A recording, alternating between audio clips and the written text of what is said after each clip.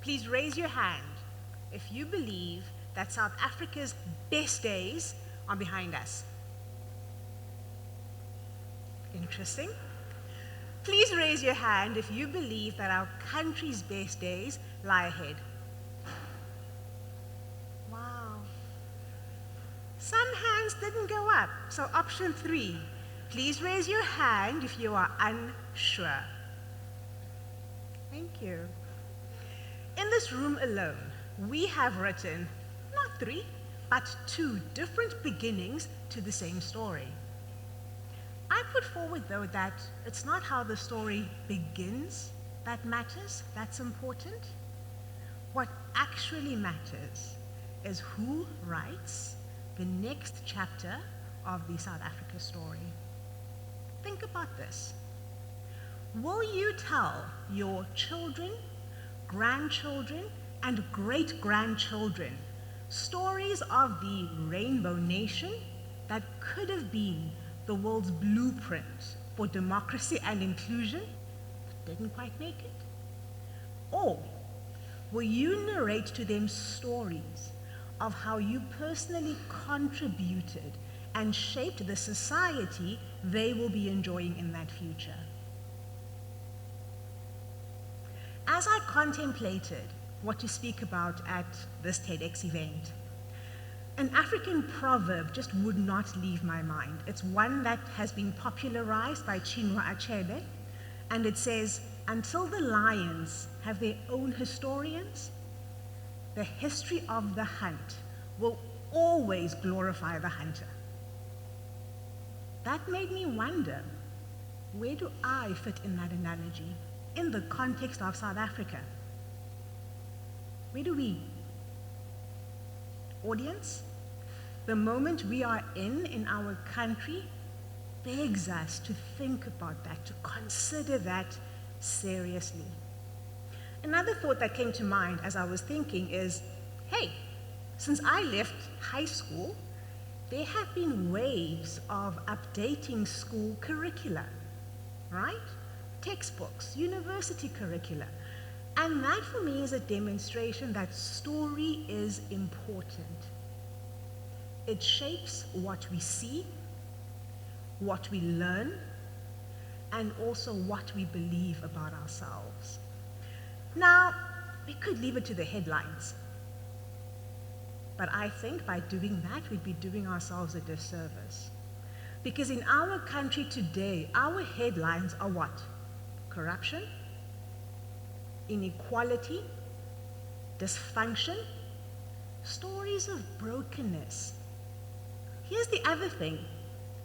Headlines tell only part of the story. Headlines don't build nations either. It is storage of ownership, of agency, of courage that build nations. And that responsibility rests with us. I'll be the first to confess I didn't always get that. For most of my life, I played small. I focused on what was right in front of me. I stayed in my lane. I did not look left or right. I just kept it moving. I believed I was too small to matter. I didn't think that I could make any significant contribution. I mean, after all, I'm just one of tens of millions, right? A turning point came to me when I realized that one day I too would be held to account. I would be held to account not only for what I did, but also what I did not do. So now I choose to step up. I have been blessed with a heart that truly cares for the underserved, those whom society seems to strip of choices. I also happen to have grown up in a home where education trumped everything else. I mean, everything. You could get away with a lot by just getting good grades. With that combination, when I step up, I serve in the youth development space, where I mentor, I seek to create impactful programs. I serve as a board member, and I typically facilitate workshops. As I started to step up in my personal life, I began to also see parallels in my professional life. My business partner and I, we work with teams, we support leaders and their teams to improve performance through people. What that translates to is we typically curate team coaching processes. These could be for teams who want to go from good to great. These could be for teams who are stifled by ineffective team dynamics. These could be teams who are challenged by conflict. Even there, I get to see that when people move from being passive bystanders to active co-authors, everything changes. Let me give you an example. Not too long ago, we worked with a team that was rocked by a significant change. Things weren't ideal before the change came about. However, it served to amplify, to magnify the minor fissures that were there before. In their own words, they felt broken. When we worked with this team in the very beginning, all the fingers were being pointed at management. The expectations were that the leaders would remove all the obstacles, would make all the decisions, would resolve all the conflicts, including the conflicts that arose between team members. A turning point came for this team when one of their members in one of our sessions challenged their co-workers, looked at their colleagues and said, let's look honestly at ourselves. Let's introspect. Let's think critically and each recognize the part we have played in getting ourselves to the point we are in. We are still journeying with them, and while this team still has a few issues that they are working through, I can tell you categorically, when we work with that team now, there's a greater sense of agency. There's improved self-awareness. There's a recognition that for any shift or change that they want to see in their environment, in their shared workspace, each of them needs to be a co-contributor.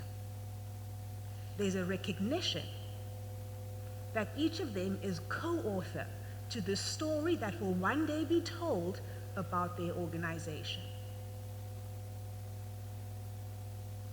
Is that not the opportunity facing us as South Africans? Now, getting involved, getting actively involved, can seem daunting, it can seem overwhelming. I've been there, remember? But I am here to tell you that it's easier than we make it. It genuinely is. Let me give you a few examples of what people are doing all around us. I have friends who mentor young girls in grades 11 and 12, growing up in the Cape Flats in incredibly challenged communities.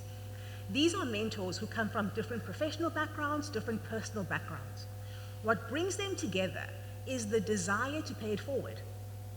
It is the desire to impact the journeys, the lives of young women seeking to find their place in the world, seeking to navigate the spaces that they find themselves in. Another example, there's a Saturday school program that runs from a community hall in Gugulethu. A group of friends happened to study together at UCT. Once they'd graduated, they all went to work in financial services firms. They then got together and decided that they want to positively impact the futures, through academic outcomes, the futures of other children growing up in townships. What they do now is they offer free maths and science lessons on Saturday mornings, aligned to the school curriculum because they liaise directly with the schools. People who volunteer on that program are IT professionals. They are entrepreneurs. They are people who are consultants. They are HR professionals. They come from any and every field. There's a school rugby coach. This is a funny one for me. He teaches young boys rugby in Langa. He runs an after-school program in Langa. He also finds a way of teaching them technology through that process.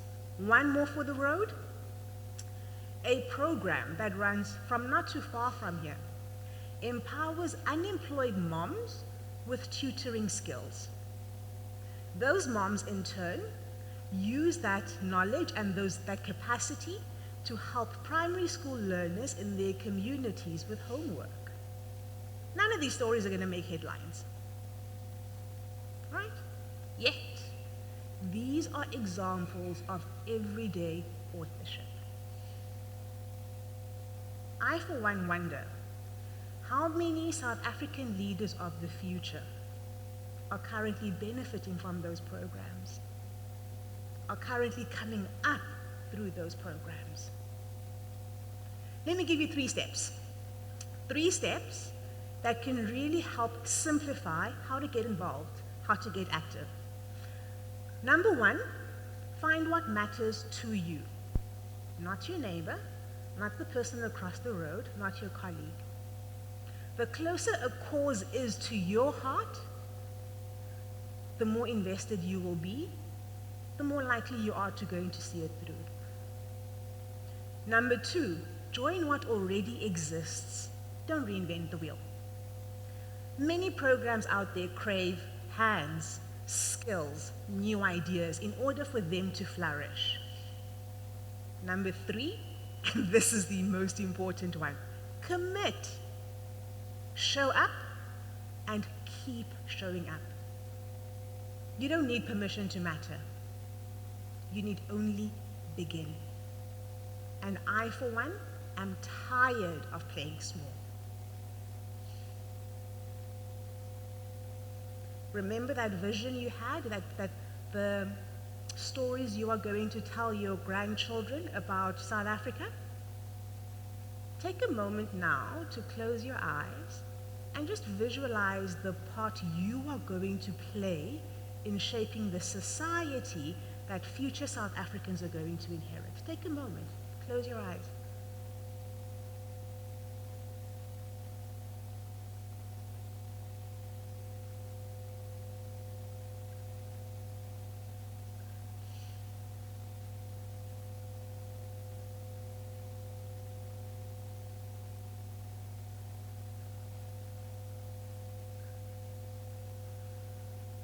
I see a few smiles.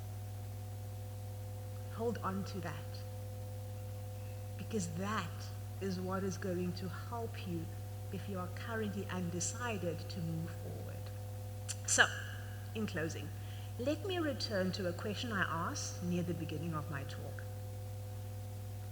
Who will write the story of South Africa's next chapter? I have an ex-boss who used to say, hope is not a strategy, and I quite frankly agree with him.